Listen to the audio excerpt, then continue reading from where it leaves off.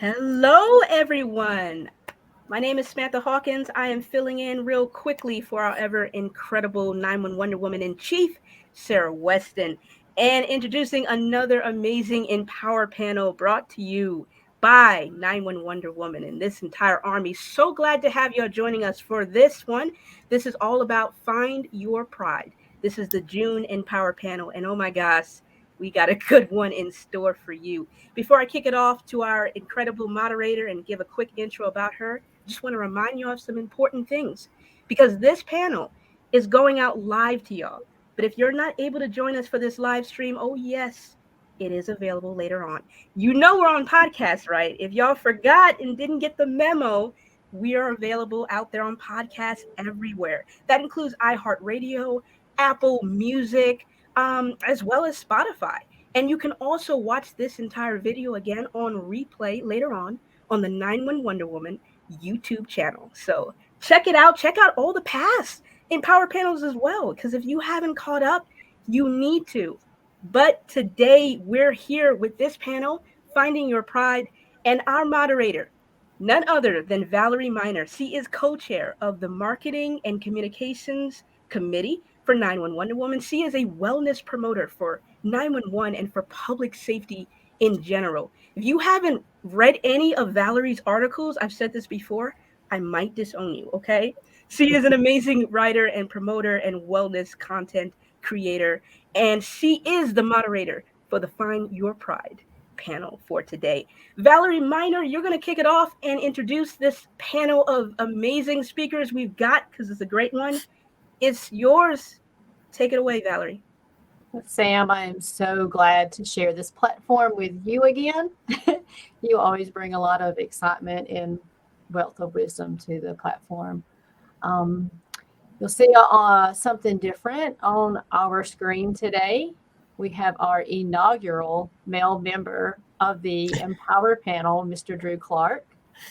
We also have with us today Julie Brown, and we have Toni Sexton. We may have Nancy Lockhart appear later, and if so, we'll welcome her in as well. But we wanted to go ahead and get started.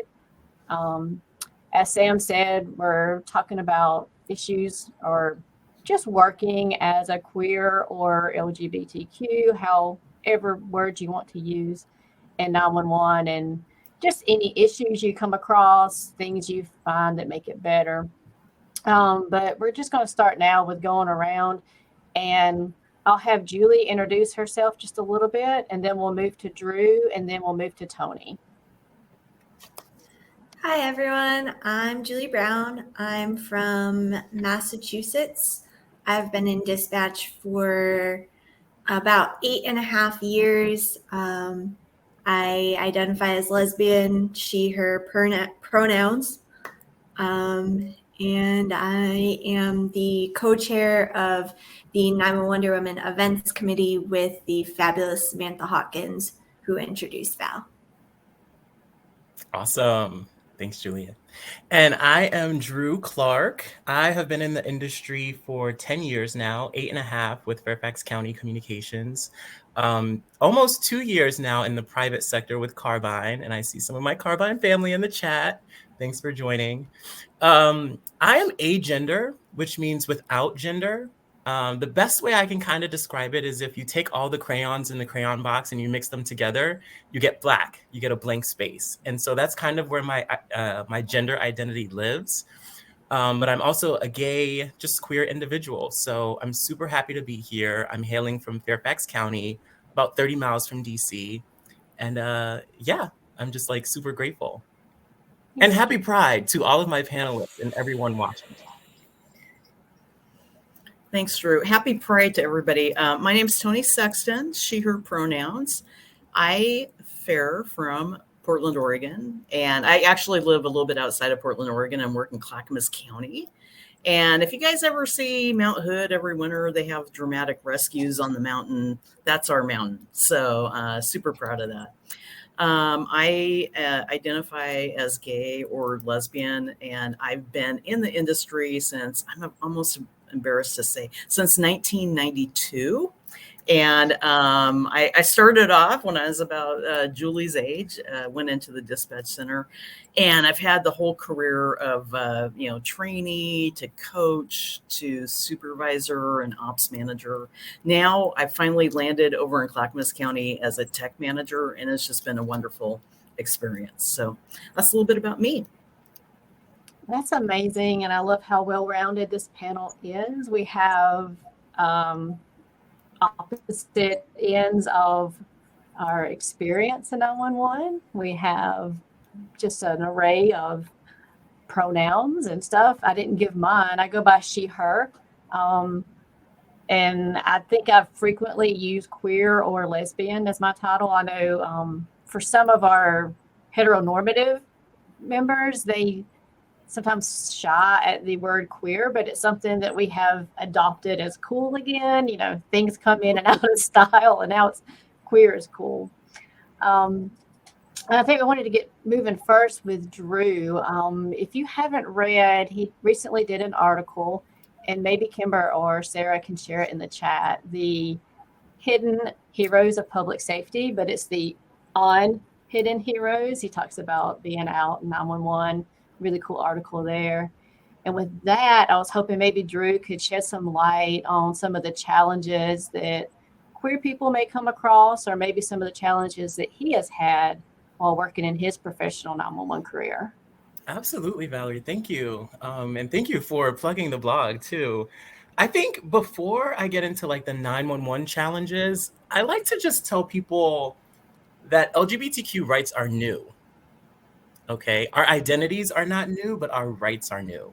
So I think about different laws like Lawrence v. Texas in 2003. Before 2003, homosexuality was criminalized. Consensual acts were criminalized. I was already 13 in 2003. Okay. And then you have Don't Ask, Don't Tell that was repealed in 2010. You have the Defense of Marriage Act overturned. You have the Employment Non-Discrimination Act of 2020 that finally gave us some Title VII protections. So these are 21st century rights. And I think about our cis hetero white male counterparts who have been having rights since the Magna Carta in like 1215, right? And so our culture is finally trying to play catch up to the policies that have been implemented, but it takes a long time. And so what I tell people in 911 is when LGBTQ individuals come into our centers, we have already been trauma informed from our environments, right? And so what we're looking for is psychological safety, that we can show up without retaliation. We're looking for a culture of belonging. We're looking for permission to show up authentically. And so if your center has that culture in place, your center has those mindsets, then the next step is to have the policies that reinforce that inclusion. Policies like parental leave for same-sex couples, policies like gender-neutral bathrooms on site for trans folk, policies like gender-affirming healthcare.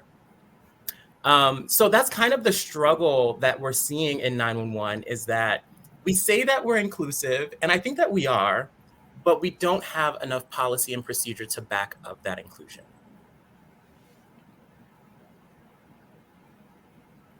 That's really well put.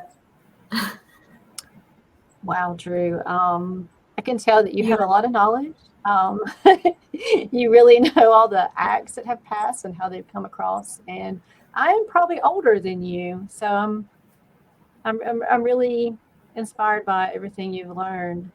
Well, Julie, what about any ways that perhaps you've come across ways to make LGBTQ people feel more welcome in the center? Things that maybe your center has done to cultivate a sense of belonging. Is that something maybe you've come across? Absolutely. So my center is actually probably the most LGBTQ friendly center that I've ever been a part of. For the most part, we have the dogs hear something, sorry. For the most part, we average about 20 to 25% of our center identifies as somewhere in the LGBTQ spectrum. I'm sorry, hold on one moment, guys. That's fine. While she's stepping away, I did also want to say that Julie has done a blog for the Her Story 91 Wonder Women blog. Also, and she is our inaugural recipient of the Fireworks Scholarship. And that's something that everyone should look into when they have time too, because it includes a really cool 4-day intensive 911 leadership training in Texas. But now that Julie's back, I'm going to let her continue her story. Thank you, Val. Yeah, so pretty much my center is very inclusive. We have a lot of LGBTQs. As a more senior person in my center, I try to make sure that I am very open about who I am, about my pronouns. When I introduce myself to new hires on that first day, I just like throw in there, I use she, her pronouns. And something as simple as that tells people like, oh, this is a place that would ask you your pronouns. So different things like that. We also recently have implemented, we call it like the red flag. And anytime somebody in the room is talking about something that makes somebody else uncomfortable, we just say red flag and the whole conversation stops. No questions asked, no comments, no like, why do you feel that way? We just like, all right, the conversation's over, new topic. What do you guys want for ice cream? And that allows, it gives everybody permission to shut down any conversation for any reason. And it empowers all of the members of our team to be responsible for their own comments as well as the comments of others. So that is awesome. I love just introducing your pronouns when you first meet someone, because we normalize it the more we talk about it.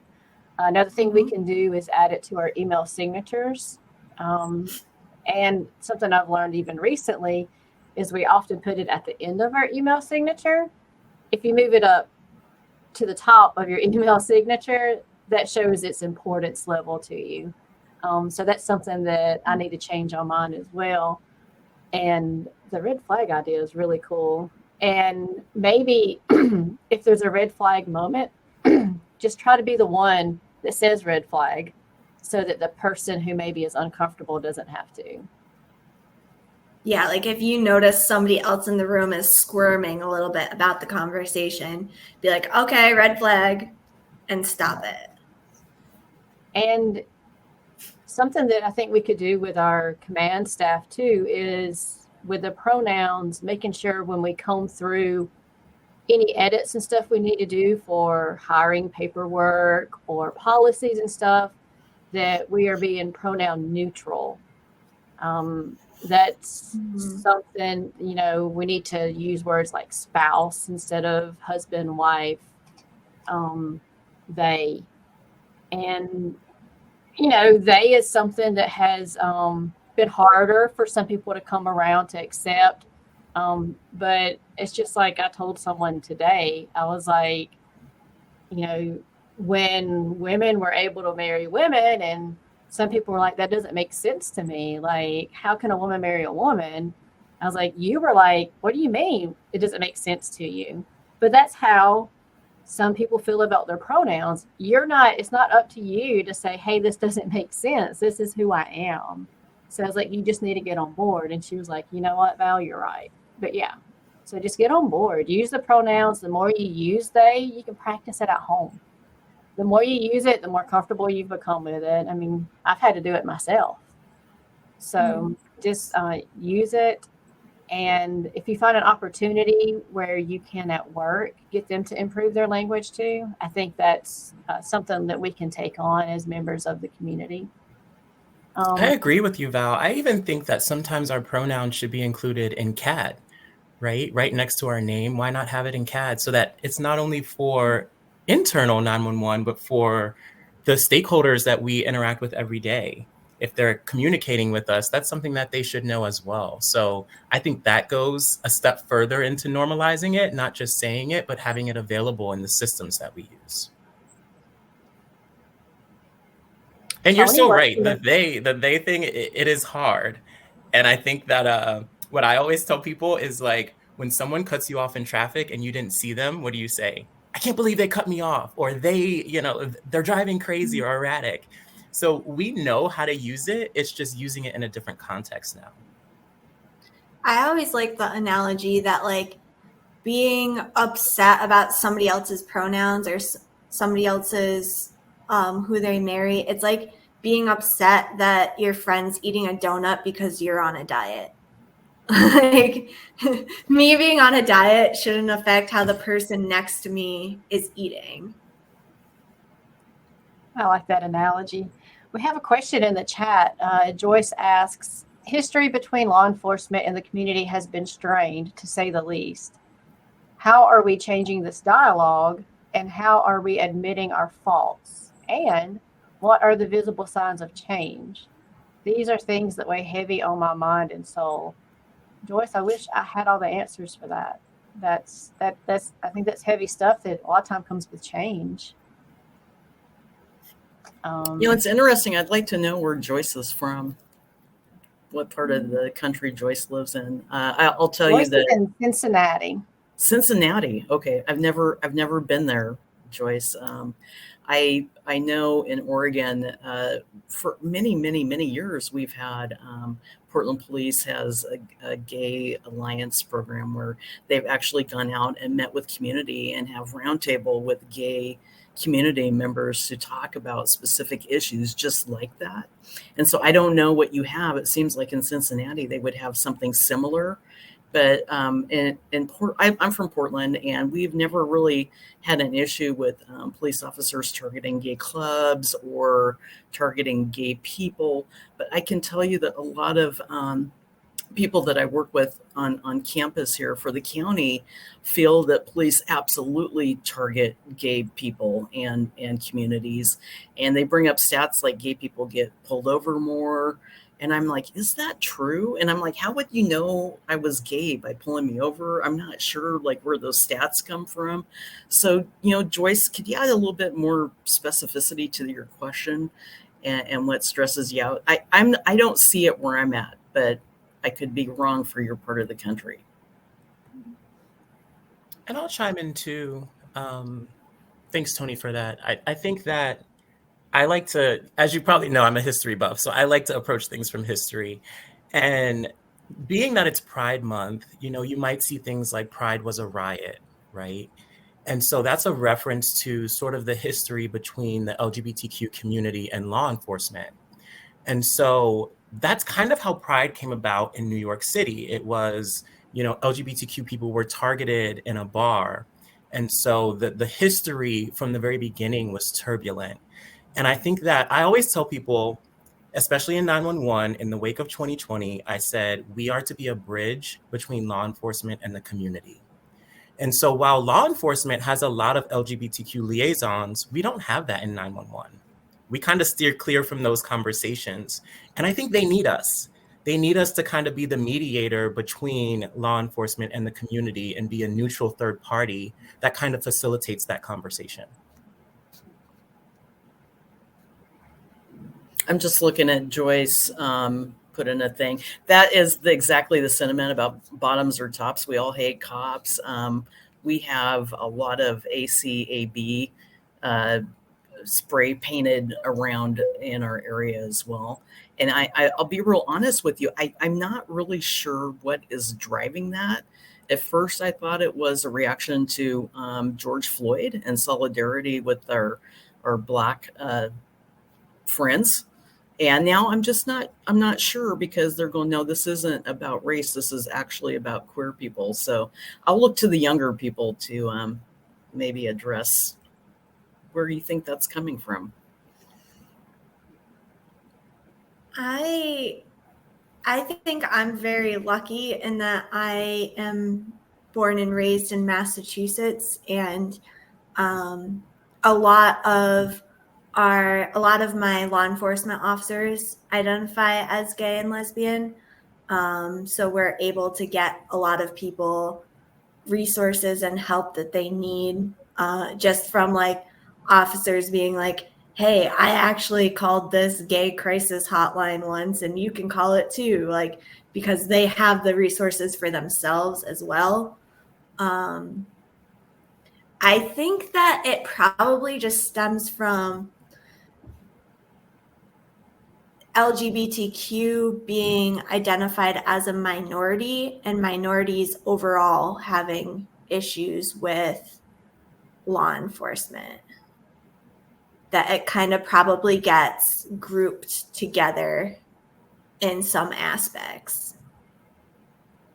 Yeah, if you've never had to fight for representation, then it's hard for you to understand too. But so race and gender and sexuality usually fall in the bottom for the minorities, and we're struggling. If you fall into multiple of those categories, you're really struggling. So, but here in Alabama, I think, we're some of the slowest to come around to the times. And, it was something that I was telling our panelists earlier before we went live, is being able to be a lesbian and to be married to another woman in Alabama is something that I never thought would happen. But just to see the change in our state here in the past 8 years has been amazing. We have some pretty good pride festivities and stuff in our bigger cities. It's still kind of like there's the token queer person on the police force, or the token queer person here and there, but it's starting to become maybe a little bit less taboo. And so, but we still do that, even with like there's the first woman this, or the first minority race this. And so, but just for, I don't know, just coming around even in your slowest states like Alabama, it gives me hope that there's progress for everybody, even Mississippi. When you live in Alabama, the only state you can put down is Mississippi. So sorry, Mississippi. I love you too. Well, I know we were hitting on the ways our command staff can maybe help us better. And I was wondering if anybody in the panelists today would have some insight if they were command staff in an agency, perhaps ways that you think would better the department for LGBTQ members. What's something that maybe you would put into place, or no? I'll be happy to hit. Oh, sorry, Drew, do you want to go ahead? Yeah, I love this conversation because it's hitting on so many things at once, and it just shows that there's so much intersectionality in identity itself. We're talking about young people, we're talking about older generations, we're talking about race, we're talking about sexual orientation and gender, and all of these things are uniquely different, but they all interact with each other in ways that make our communities and us as people very unique. And so Andrea King and I are actually Nina's co-chairs for their diversity specialty committee. And I saw Lori put in the chat that we need sort of DEI training. And I think that's one of the things that command staff can invest in, is kind of educating people on what diversity looks like, how we should communicate with people that are diverse, because these are conversations that we've never had before in the comm center. And Julie said it best in the very beginning. She said, when I first meet someone, I give them my pronouns so that they feel more included. Well, we need people like Julie to teach others how to do that and how to communicate that and why that's necessary. We need people to share the history between law enforcement and LGBTQ individuals so that we understand what may be informing some of their hesitation, what may be informing some of their hesitation to apply for the job, right? And so that's where DEI comes into place. It kind of brings all of these topics together and it educates us on how to approach the solutions. So I think that's where command staff should start. I agree with you, Drew, about the equity training. In our county, when people join, they go through equity training right off the bat. And also, it's kind of interesting to me. I've been here for 5 years, and evidently before I came here, nobody was out. And I live an out life. And so, I show up and it's like, I'm here and my wife is Heidi and she's law enforcement and I'm like you. And I just came out, and just me coming out and just being forthright with people seems to have allowed. Now it turns out there's a lot of gay people who work here. Who knew? I knew, but they were not talking about anything. And so I think command staff, when we bring up conversations, I'm used to a culture of, hey, I'm having this conversation with this person about their family and this person about their family. And then the gay people, we just kind of ignore and don't really talk about it because it's uncomfortable or we don't want to hear about it. Have normal conversations with your gay people. And I saw there was a question too about transgendered people and them having trouble. I would recommend treat them as normally as you do everybody else. Include them in your discussions, and have Drew come and do training for you. Do you do that, Drew? Yes, Andrea and I could both come. That's Thank you. Thank you, You're Toni. Yeah, I hired, do Drew. believe it's important. If you treat people like they're normal because they are normal. Oh yeah. Yeah, that's what I think you were going with. And just to make sure everyone feels welcome. You never have to single anybody out. You just would treat people like you would want anybody to be treated. But as for affirming healthcare and stuff like that, those are things where we're going to have to push up more to our command staffs or our HR departments and stuff. And it's going to take allies, because there's more of you allies than there are of us. And the louder you can raise your voices, the more it can help us. And Julie, what were you going to say? I think I cut you off. I'm sorry. I was just saying that Drew's hired and that he can come to my center. Teach DEI. Yes. I think Grace put in the chat, what can we do as allies to kind of stand up for people in their battle for gender affirming care? And I think just having these conversations, Grace, the fact that you're here today is allyship, right? Having these uncomfortable conversations with the people in our circle. And then, like Val was saying, just feed it up to command staff, feed it up to your local representatives, start to show presence and send letters and send support for trans individuals that you work with in public safety to say, hey, they're just like all of us. And I think there's so much misinformation about gender affirming care. Viagra is gender affirming care. Okay. If I get a hair transplant, that's gender affirming care, right? It's care that affirms who I feel I am. And I think we need to start normalizing that gender affirming care is not new. Many people have been using it all their lives. It's just a certain group of people now want access. And so there's a lot of resistance to that for some reason. I think the word gender affirming care just kind of scares people. Nobody really thinks of Viagra or hair transplants being gender affirming because it's considered normal to them. So then it's just bringing the other trans portion of gender affirming care and normalizing that as a part of it that we need to work on as a whole.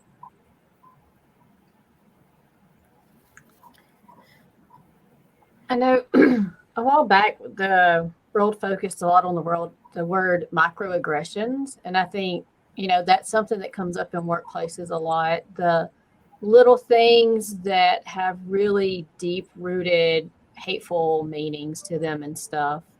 And I mean, you would think we were all adults and stuff, but I know some people just come from a place where they mean well and they're just ignorant. And I think those sometimes are maybe the hardest ones for workplace trainings and stuff to to wrap their head around because they don't. Maybe they mean well. Maybe she's just some sweet little old country girl, and she doesn't know that saying, I don't know, what's the word we don't say anymore or something, that's hurtful. But what I've come across sometimes in work is you get into these training sessions for implicit bias or for race relations, and sometimes you come out feeling like you didn't really learn much, or maybe you come out feeling confused. Have y'all taken any trainings that you would recommend, or Drew's, or anything specifically that you would recommend? I teach implicit bias training. That is one of the courses that I'm teaching at conferences, and that I'm applying for the fall conference sessions. So if you catch me out there, come to my course. I promise you'll learn something. But you're so right, Val. Microaggressions has entered sort of our normal space in our awareness. And there's a book that I just read. It's called Subtle Acts of Exclusion. It's a very powerful book. It names microaggressions and it talks about why they're not so micro. So it's hitting on exactly what you're talking about. It's by Tiffany Jana and Michael Banner, I believe, 2 doctors. So if you want to read that, if you're a reader. There's also a podcast that I listen to called Race at Work, but they also talk about microaggressions and different aspects of identity. And yeah, just the coursework is out there. It's a little bit hard to find, but as I find it, I will definitely share it with everyone. And I think in most of the I 911, recently read a book. you recently Sorry. read a book? I was just going to say, I recently read a book called Inclusion on Purpose by Rashika Tolsian. And that was really good, talking about, again, implicit bias and how to make sure that we are purposefully including everybody in every conversation that we have. Is there anything that stood out particularly in the book that was helpful? I'm sorry, you skipped, Valerie. What'd you say? Is there anything that stood out particularly in the book that was helpful? It was just like the overall topic of like, it just again talks about implicit bias and how to make sure that like if you're in a room of people and you notice one person isn't being included in the conversation, or they're kind of like off to the side, just making sure that you find a way to rope them into the conversation and have it be an entire group conversation. I know like my center, we have 6 to 8 dispatchers on in the room at a time. So just making sure that like if the room's having a conversation and all chit-chatting, that it's actually the entire room and it's not 5 people with one person sitting by themselves. That's good too. What about, we've talked about our colleagues and our command staff. What about the people on the other side of the phone? So the people calling for help, maybe they are queer, maybe they are transsexual. Have you come across anyone particularly that maybe you felt you were better prepared to help them because you understood where they were coming from? Have any stories or anything like that? Anybody? I don't know if I was better equipped to help the person, but it was a 16-year-old male to female trans person, and they had attempted suicide, and they were on the phone with me while overdosing because their family didn't accept them. And I don't think that there was anything that I did differently, but like we literally just cried on the phone together.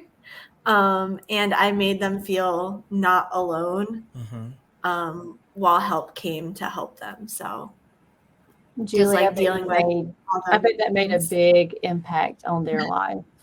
Just Absolutely. being able to come from a place where you understand. And I think, that's why that representation is important. People, I just think back when I was a kid, I didn't see people who represented lesbians or even Black people in powerful roles on TV and stuff.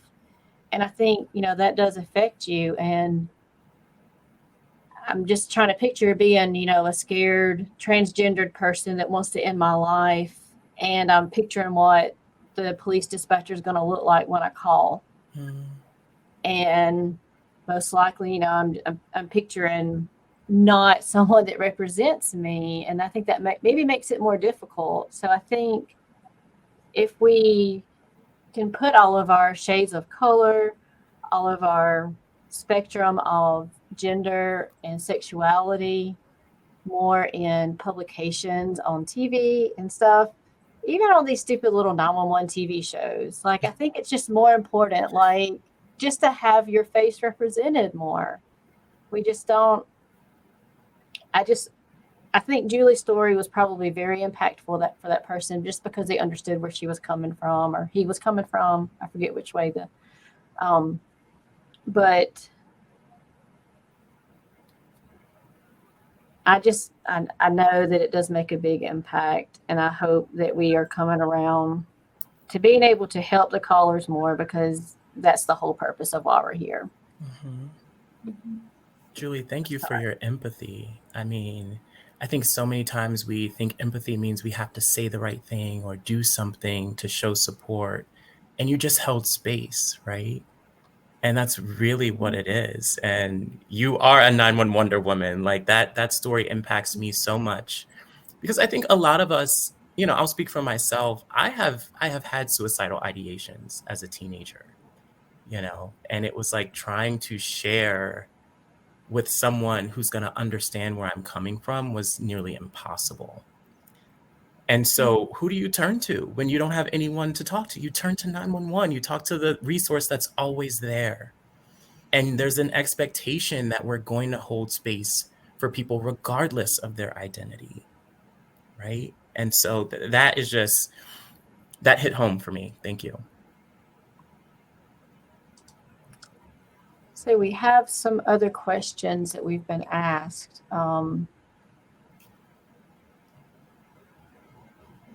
One is, how should a call taker address a caller if they're unsure of their gender or preferred pronouns? I was wondering about that. How do we ever know what anybody's gender pronouns are? That's a good question. Yep. We make assumptions on voice, right? And assigning it ourselves.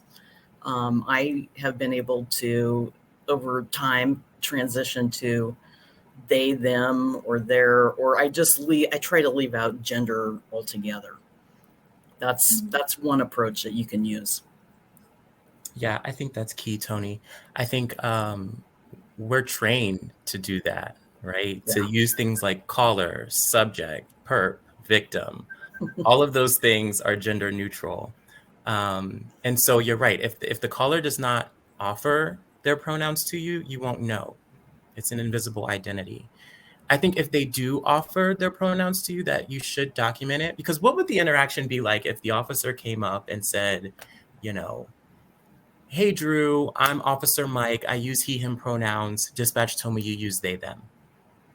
Like, how comforting would that sound to the person that's needing help? That one, the dispatcher listened to me, and two, the officer is acknowledging who I am.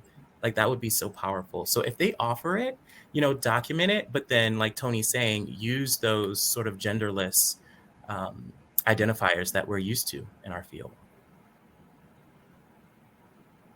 That is so powerful.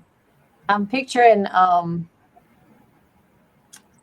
if your officer can have pronouns like on their uniform, what kind of a world would that would be so neat. Like, you have your little sharpshooter pin, you know, all your other stuff. Why not something that's so important to so many people? I think I might bring that idea back to some of my LGBTQ officers, Val, and see if they'll put their pronouns on their gear. I love that. It's like we do during Breast Cancer Awareness Month. Sometimes we switch to the pink patch or a pink badge or a pink T-shirt underneath.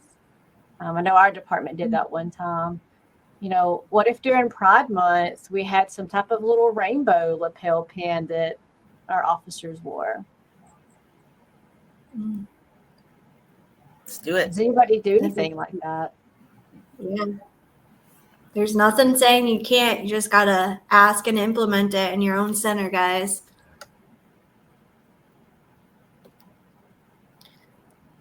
Grace says, I think it's good to talk about, but just asking a name and using their pronoun is helpful. Pro QA, Priority Dispatch, offers you in the sex field, just the letter U.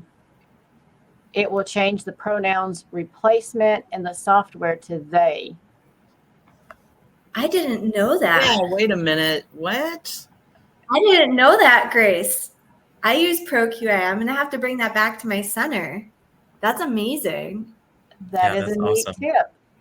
I'm how do I change that? Because I've been arguing with this company about this. So fascinating. So you just put you in the sex field and it changes everything to they, them.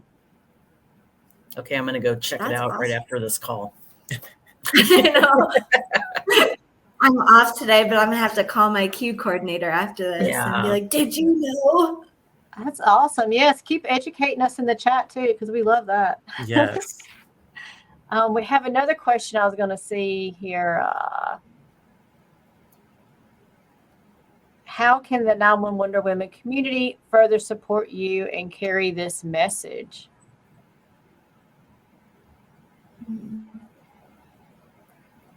Sarah asking the deep questions from the background.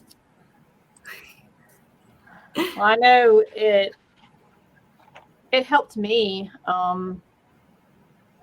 I guess wrote a blog for 911 Wonder Women a couple of years ago about being queer in my 911 center.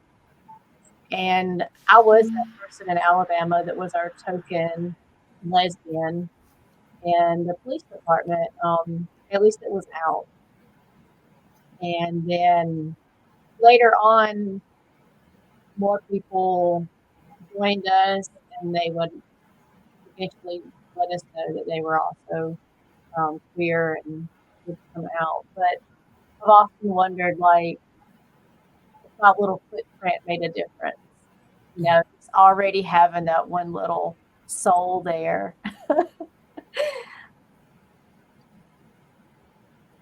Of course it made a difference. Yeah, absolutely. It makes a difference. Yeah. It paves the way for everybody else behind you. Yeah.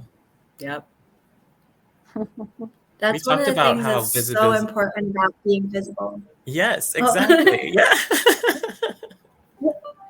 Saying the same thing. Go ahead, Drew. Take it away. Yeah. That's how Wonder Women helped me for this anyway. It helped me get my little story out there and be more open about it. I had some hard to talk about things in it because I was still with the department then. I didn't throw people under the bus, anything rude. So I kept it pretty PC.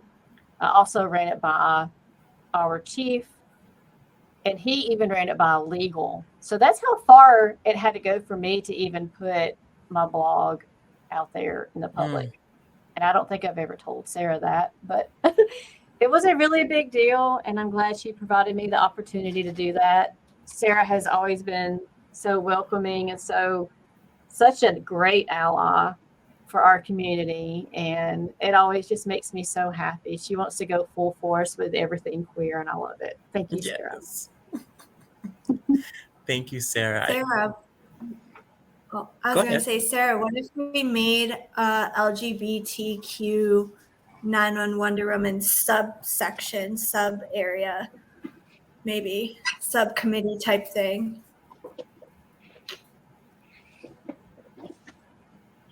I would love that. Someone asked me that at Nina. We'll talk. Cool. Yes.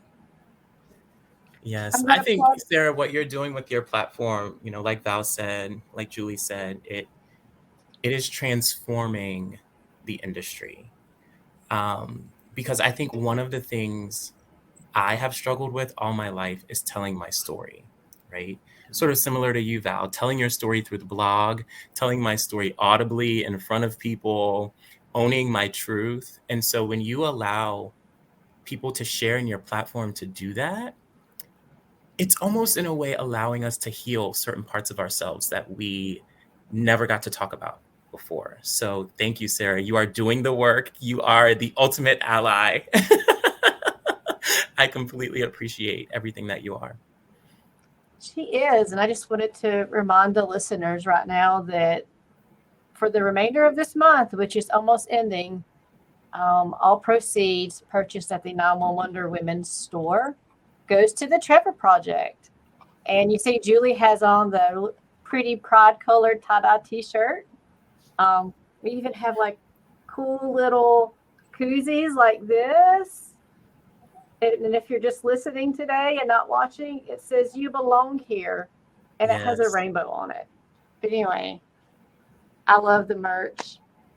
I Well, love thank you, that Kimber. it benefits the Trevor Project and it benefits 911 Wonder Women. And it keeps promoting so that we can do these shows and educate people and bring other programs and initiatives to help further the mission. Oh, Kimber posted the store in the chat. Thank you, Kimber.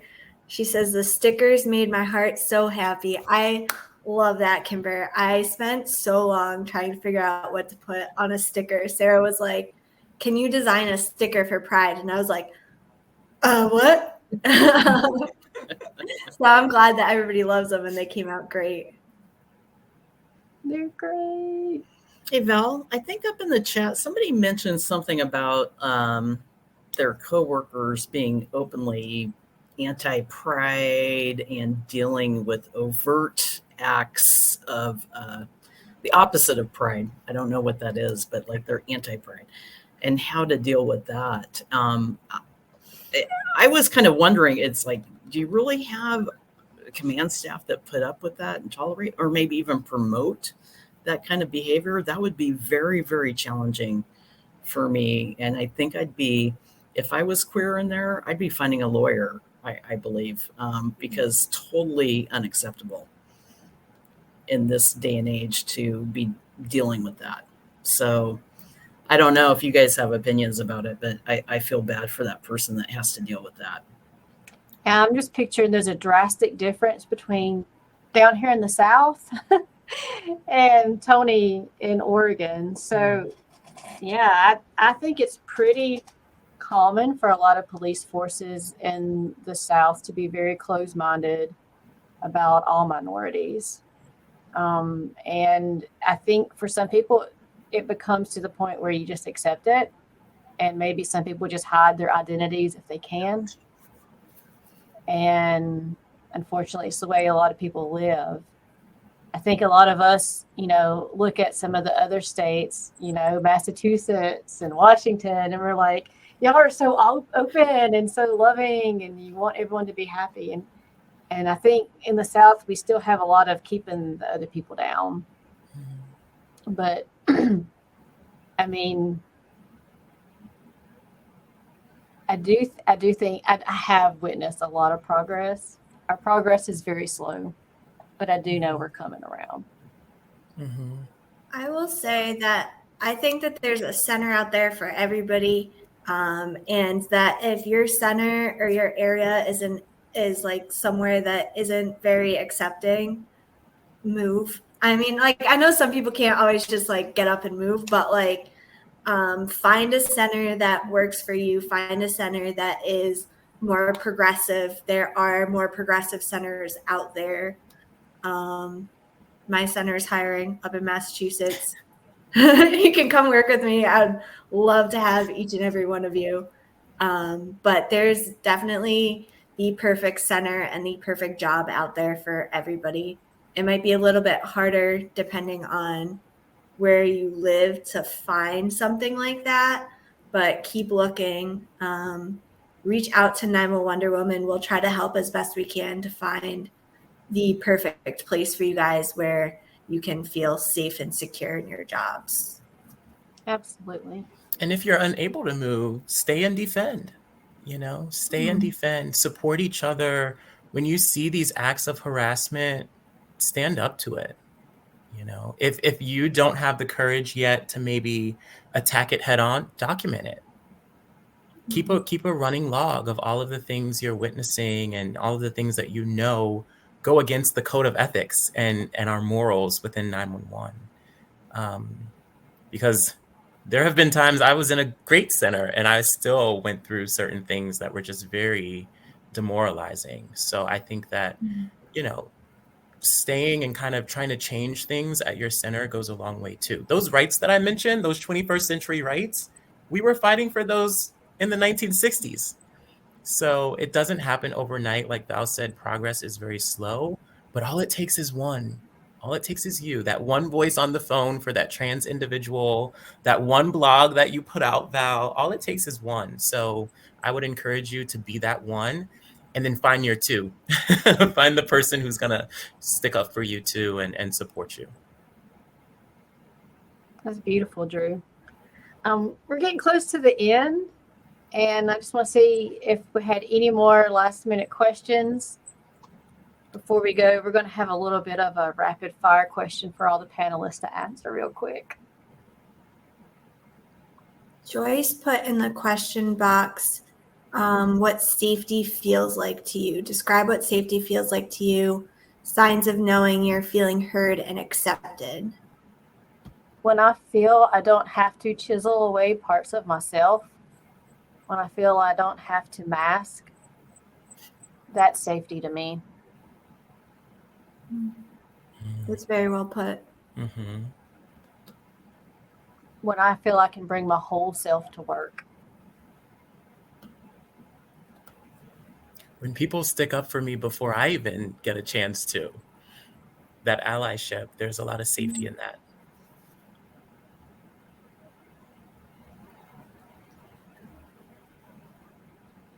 What makes you feel safe, Julie? I guess just the overall acknowledgement of who I am as a person. Like when the whole room's talking about what they did over the weekend and, that cis white male turns and looks at you and says like, oh, what did you and your girlfriend do over the weekend?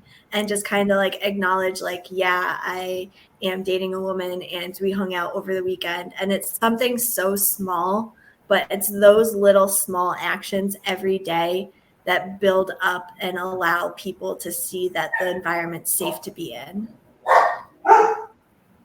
What about you, Toni? I absolutely agree with you guys. Like when I'm just included in the conversation and they go, hey, what do you and Heidi do? Like that is like 100%. Like I feel totally included. And I'm always looking for, I don't know, like little snickers or eye rolls or whatever, right? And I don't encounter that. I am like, I feel like I've arrived. So, yeah. I think that's so important. I think Julie had to step away to take care of a dog. But I think we've gotten to all the questions that our audience had. So I'm going to ask you, Toni. Yeah. If you could go back in time to the start of your 911 career. Yes. Knowing everything that you know now. Yeah. What is one piece of advice that you would give your younger self? I will tell you, when I started my career in 92, we had a vote in Oregon, and it was like marriage means one man, one woman. And every frickin' where I went, people had bumper stickers and signs. And I'm going to tell you the most painful experience of that was at the dispatch center where there was another lesbian who worked there. She had one of these darn stickers on there that says one man, one woman. It made me so mad. So if I could go back, I would have been out much, much sooner and more authentic to myself. At the time when I started, I didn't feel I could do that. But I think I should have stood up for myself much sooner. So that's my answer. Yes. I find it's so hard sometimes to stand up for ourselves, and it's easier to stand up for others. So yes, I love that. What about you, Drew? What if you could go back in time, what would you tell your younger self? I would tell little dispatcher Drew to let your diversity be the disruptor it was meant to be. Take up space, disrupt the norm. Don't worry about who's going to say what or, who's not going to agree. It's going to be freeing when you allow yourself to be you. Stop looking for a permission slip. Give yourself permission to be you. I love taking up space. People who fall into any of the margins, we seem to quietly walk into the room, literally and figuratively. And when you're the majority, you just kind of boastfully walk in, I'm here. So I think the more we feel comfortable taking up space, the more we set those examples that it's okay. Yep. What would Julie go back and tell herself?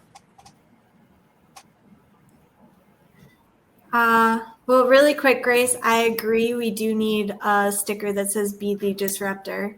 That's a great idea. Claim your space. So it's kind of interesting for me because when I first started dispatching, I wasn't accepting of the fact that I was gay. When I first started dispatching, I was dating men. I was actually living with a guy. So I guess just overall telling myself that it's okay to be who you are. I come from a really conservative family, which is why I was not accepting of myself. So just being okay with who I am, both inside and outside the center, and being more forthright and proud of all of the different aspects that make up who I am as a person. Wow, I think we really said it all today. I want to thank all of you, Toni, Drew, and Julie, for being here, for being so transparent, for being willing to tell some personal stories too. I feel more educated than I was when this podcast or this panel started. And I'm sure if I do, everyone else does as well. And that's to thank to the three of you. This was amazing. And I'm so glad that we have this platform for One Wonder Women for us to be able to use these voices, and that we have a founder that is such an ally and not only allows us to use these voices, but she fights for it. She really wants us to be able to be heard, to be seen, to feel valued. And I hope that everyone that's a part of this does feel part. And I think either Sarah or Sam was going to come back and close us out. Sam, are you coming back? Oh, I have to let her in. That's my bad. Sorry, Sam. Hang on.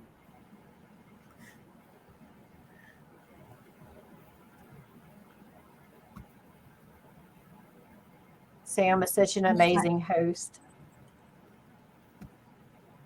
Joyce, I'm glad you asked those questions.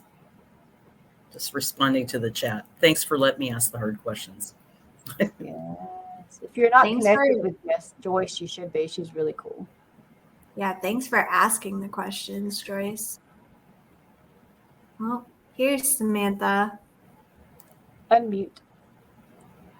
Yeah, this was amazing. I'm going to go back myself and replay. And I sat here the entire time just listening, but I'm going to definitely catch this on replay. Thank Y'all were just amazing panel. Thank you again to our moderator, Valerie Minor. Thank you, Jules, Drew, Toni. It's a pleasure. I have yet to meet you in person, Miss Toni, and I look forward to it in the near future. So it was awesome hearing from you all. This was an amazing panel, and obviously we will be back next month with another amazing panel. Please, y'all, if you just tuned in very late, uh, watch the whole replay again. It will be on the podcast will be on Spotify and iHeartRadio and all the places where podcasts are at. Catch it on YouTube as well, the whole entire recording, and please share, because just as much as we love being able to do these panels and put it together with these awesome panelists, we need y'all to continue sharing as well when y'all watch it and tell others about it. So thank you all. We will see y'all later. Thank you, Sarah, for letting me fill in quickly. So my face in place of yours, our incredible 911 Wonder Woman in Chief. Y'all take care, okay? Bye. Thanks. Thanks Bye, everyone for everybody. listening today. Thank you. Bye.